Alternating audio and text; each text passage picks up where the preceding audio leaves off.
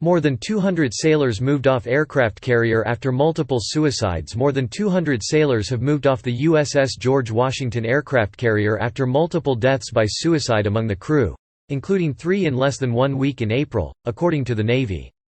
The sailors are moving to a local Navy installation as the nuclear-powered aircraft carrier continues to go through a years-long refueling and overhaul process at the shipyard in Newport News in Virginia.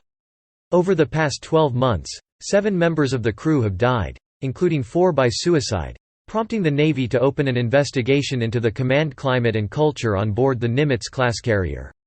The commanding officer of the carrier, Captain Brent Gout, made the decision to allow sailors living on board the ship to move to other accommodations, according to a statement from Naval Air Force Atlantic. On the first day of the move, which began Monday, more than 200 sailors left the carrier and moved to a nearby Navy facility. The move plan will continue until all sailors who wish to move off ship have done so, the statement said. Although the carrier does not have its full complement of approximately 5,000 sailors, the ship still has about 2,700 sailors working aboard during the overhaul process. About 420 sailors live on board the ship during its overhaul. The ship's command is working to identify sailors who could benefit from and desire the support services and morale, welfare, and recreation (MWR) programs that are available on local Navy facilities. The Navy is in the process of setting up temporary accommodations for these sailors, according to an earlier statement from Naval Air Force Atlantic.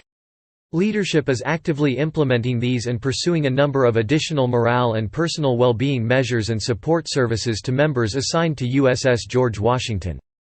Results from the Navy's investigation into the deaths are expected this week. Admiral John Meyer, the commander of U.S. Naval Air Force Atlantic, told reporters during a media roundtable on Tuesday.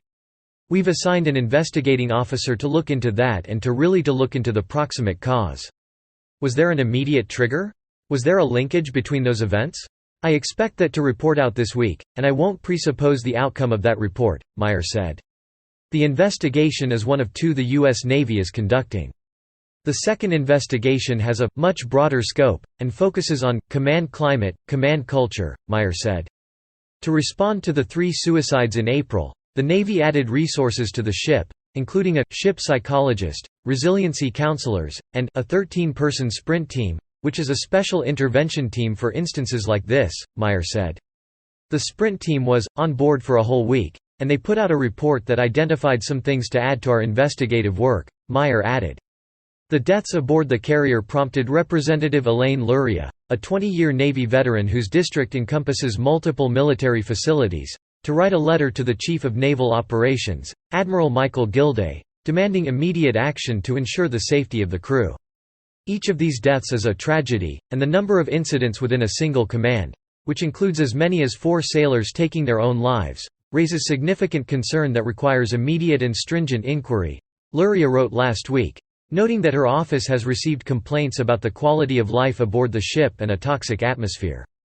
Editor's note: if you or a loved one have contemplated suicide, call the National Suicide Prevention Lifeline at 1-800-273-8255 or text TALK to 741741.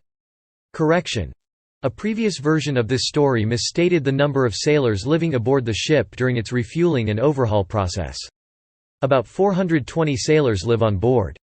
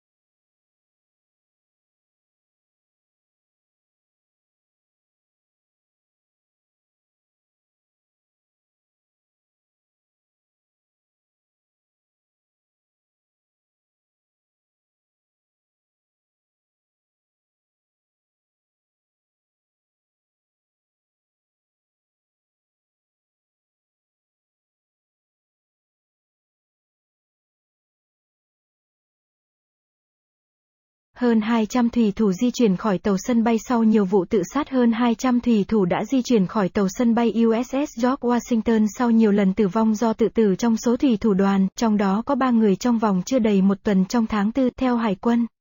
Các thủy thủ đang chuyển sang lắp đặt hải quân địa phương khi chiếc tàu sân bay chạy bằng vũ khí hạt nhân tiếp tục trải qua quá trình tiếp nhiên liệu và đại tu kéo dài nhiều năm tại xưởng tàu ở Newport News ở Virginia. Trong 12 tháng qua, 7 thành viên trong thủy thủ đoàn đã từ trận, trong đó có 4 người do tự sát, khiến Hải quân phải mở cuộc điều tra về khí hậu và văn hóa chỉ huy trên tàu sân bay lớp Nimitz. Sĩ quan chỉ huy của tàu sân bay, thuyền trưởng Brent đưa ra quyết định cho phép các thủy thủ sống trên tàu di chuyển đến chỗ ở khác theo một tuyên bố từ không lực Hải quân Đại Tây Dương. Vào ngày đầu tiên của cuộc di chuyển, bắt đầu vào thứ Hai, hơn 200 thủy thủ rời tàu sân bay và chuyển đến một cơ sở hải quân gần đó. Kế hoạch di chuyển sẽ tiếp tục cho đến khi tất cả các thủy thủ muốn rời tàu đã làm như vậy, tuyên bố nói. Mặc dù chiếc tàu sân bay không có đầy đủ bổ sung khoảng 5.000 thủy thủ, con tàu vẫn có khoảng 2.700 thủy thủ làm việc trên tàu trong quá trình đại tu. Khoảng 420 thủy thủ sống trên tàu trong quá trình đại tu của nó. Bộ chỉ huy của con tàu đang làm việc để xác định các thủy thủ có thể hưởng lợi từ và mong muốn các dịch vụ hỗ trợ và các chương trình tinh thần, phúc lợi và giải trí MWA có sẵn trên các cơ sở hải quân địa phương. Hải quân đang trong quá trình thiết lập chỗ ở tạm thời cho các thủy thủ này, theo một tuyên bố trước đó từ không lực Hải quân Đại Tây Dương. Lãnh đạo đang tích cực thực hiện những điều này và theo đuổi một số biện pháp tinh thần và hạnh phúc cá nhân bổ sung và các dịch vụ hỗ trợ cho các thành viên được giao cho USS George Washington.